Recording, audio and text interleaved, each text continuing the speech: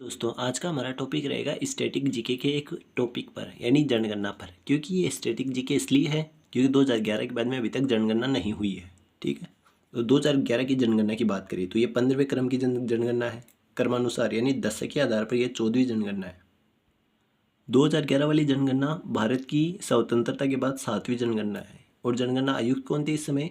WC प्लाउटेन थे। ये थे प्रथम जनगणना आयुक्त, यानी प्रथम जनगणना कब होती? 1872 में। ठीक है, तो प्रथम जनगणना आयुक्त कौन थे? WC प्लाउडेन। ठीक है, ब्रिटिश भारत में प्रथम जनगणना कब हुई? 1872 में, लॉर्ड मेयो के समय। अगर दशक के आधार पर यानी हर 10 वर्ष से जनगणना की बात करें, गणना 1881 में शुरू होती है वाइसराय लॉर्ड रिपन के समय। ठीक है, 1911 से 21 की बात करें तो काल यानी अकाल और महामारी के प्रकोप के कारण न्यूनतम जनसंख्या वृद्धि दर रही। इसी कारण 1921 को महाविभाजक वर्ष कहा जाता है। जनगणना 2011 की बात करें तो इस समय जनगणना आयुक्त कौन थे? C चंद्रमौली साहब। जनगणना 2011 का आदर्श वाक्य क्या था? हमारी जनसंख्या हमारा भविष्य। 15वें क्रम की जनगणना थी ये। जनसंख्या की बात करें तो भारत की जनसंख्या हो गई थी 121.09 करोड़। विश्व में जनगणना के आधार पर पहला चीन, दूसरे नंबर पर भारत आता है। अगर पुरुषों की बात करें तो 51.47% इसमें पुरुष हैं। महिला की बात करें तो 48.53% महिलाएं हैं। वृद्धि दर की बात करें तो 2001 से 11 के बीच में 17.7% वृद्धि होती है।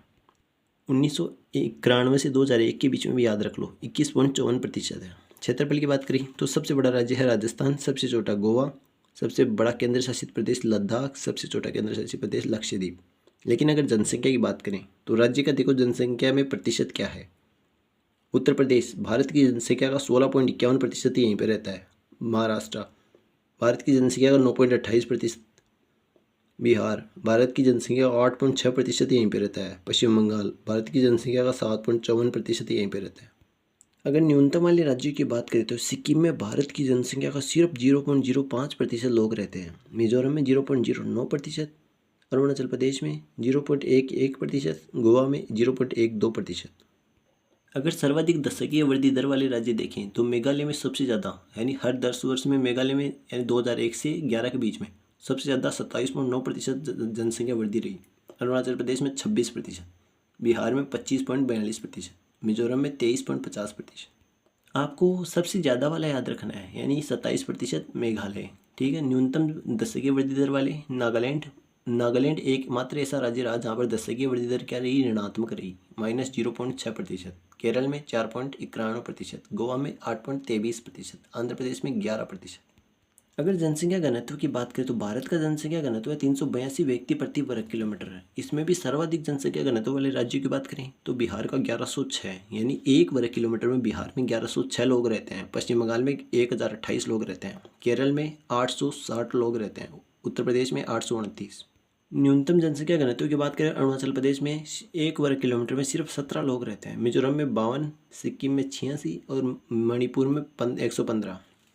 सर्वाधिक जनसंख्या वाला केंद्र शासित प्रदेश दिल्ली। न्यूनतम जनसंख्या वाला केंद्र शासित प्रदेश लक्षद्वीप। सर्वाधिक लिंगानुपात वाले राज्य की बात करें, लिंगानुपात का मतलब क्या है कि पुरुषों पर कितनी महिलाएं हैं, यानी 1000 पुरुषों पर कितनी महिलाएं हैं। ठीक है, तो देश का लिंगानुपात है 943, यानी देश में 1000 पुरुषों पर 943 महिलाएं हैं। केरल की बात करें तो यहाँ पर सर्वाधिक है 1084, तमिलनाडु में 996, आंध्र प्रदेश में 993, मणिपुर में 992। न्यूनतम लिंगानुपात वाले राज्यों की बात करें तो हरियाणा में सबसे कम है 879, सिक्किम में 890, पंजाब में 895 और यूपी में 912। यही बाल लिंगानुपात या फिर 0 से 6 वर्ष आयु वर्ग वाले बच्चों में लिंगानुपात की बात करें तो अरुणाचल प्रदेश 972 सबसे ज़्यादा, मिजोरम 970, मेघालय 970, छत्तीसगढ़ 969। और न्यूनतम लिंगानुपात की बात करें तो हरियाणा 834, पंजाब 846, राजस्थान 888, गुजरात 890।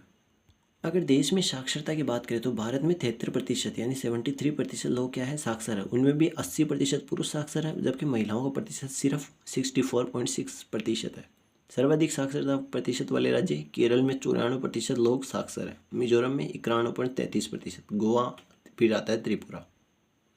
न्यूनतम साक्षरता प्रतिशत वाले राज्य की बात करें तो बिहार 61.80%, अरुणाचल प्रदेश 65.40%, राजस्थान 66.10%, झारखंड 66.40%। ये सारा स्टैटिक डाटा कब का है? 2011 की जनगणना का है।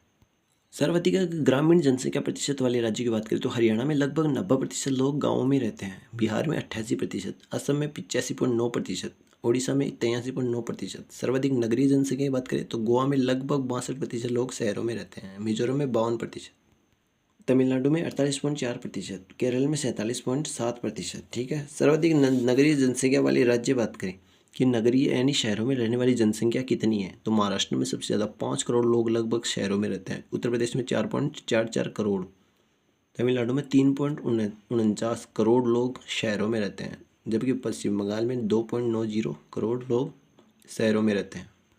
अगर अनुसूचित जाति और जनजाति की जनसंख्या भी बात करें तो सर्वाधिक अनुसूचित जनजाति या जाति जनसंख्या वाले राज्य यानी अनुसूचित जाति सर्वाधिक कहाँ पे रहती है, तो उत्तर प्रदेश में लगभग 4.13 करोड़ लोग अनुसूचित जाति के हैं। बस पश्चिम बंगाल में 2.14 करोड़, बिहार में 1.65 करोड़, तमिलनाडु में 1.44 करोड़।